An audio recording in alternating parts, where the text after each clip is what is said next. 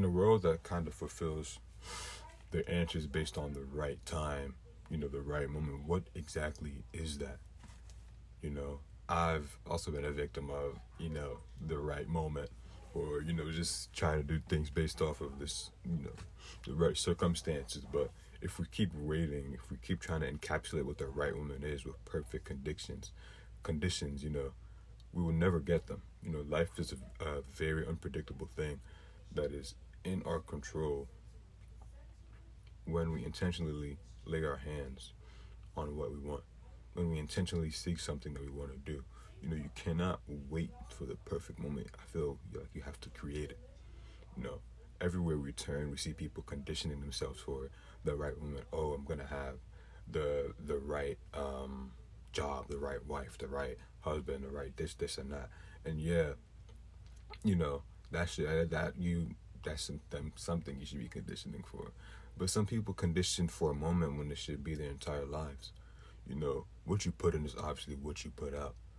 But I don't think people really know that that pertains to their everyday success as well. I really believe it's about the small things adding up to the biggest things. Small things in life that will become huge. We've become too familiar with instant gratification. We've become too familiar with overnight success, and nobody wants to build bridges anymore. Nobody wants to build foundations anymore. Nobody wants to build anymore. And when I say bridges, I mean that nobody wants to have that solid foundation anymore. You know, we became so infatuated with being in the air, and everybody wants to fly, but not everybody has the courage to wait on their wings to fully develop. And when you don't have that courage, when you don't have that patience, when you don't have that will, you will tumble and fall out of the sky way faster than you know it. We've become so infatuated, and we fantasized potential. We fantasized, who we can be, instead of putting in that work to become who that person is. It's not simply who you are or where your potential lies, but it's the effort you pour into each moment. Many of us believe that we're defined by our potential. And if that were true, most of us would be a long way further in this thing we call life. A lot of us would be so farther than we think we should be, honestly. But the truth is, the person that you are now is perfectly equipped to handle the journey ahead. That's only if you embrace this person you are with intention. You have to see who you are right now. You have to celebrate who you are now in order to be ready for the future. The future just doesn't come when you want it to. The future is coming right now. The future is already here. And you cannot continue to run from something that will continue to show up. If that continues to show up, so should you. If that continues to show up, so should you. Sometimes we believe our potential defines our worth, and when we do that, we trap ourselves in inaction sometimes. I always believe that, potential is potential is a gift. Potential is a gift. Sometimes we use that gift and we make it our entire thing. We make it who we are instead of an addition to who we can be. We either convince ourselves we're good enough without trying, or become paralyzed by doubts whether we'll ever reach what we're capable of. But I like to think of a verse, James 2:17. Faith by itself, if it's not accompanied by action, is nothing. It's dead. Believing you're capable of greatness is just one thing, but if you don't put in the effort today, that belief fades into nothing. That potential turns into dust. That dust will fly away. Faith, as small as a mustard seed, is the catalyst, but it's the action that moves the mountain.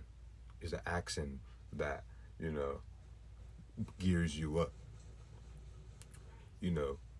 Gideon took an action to pray to God to give him strength to go and defeat the masses. That's faith. Faith isn't a passive state.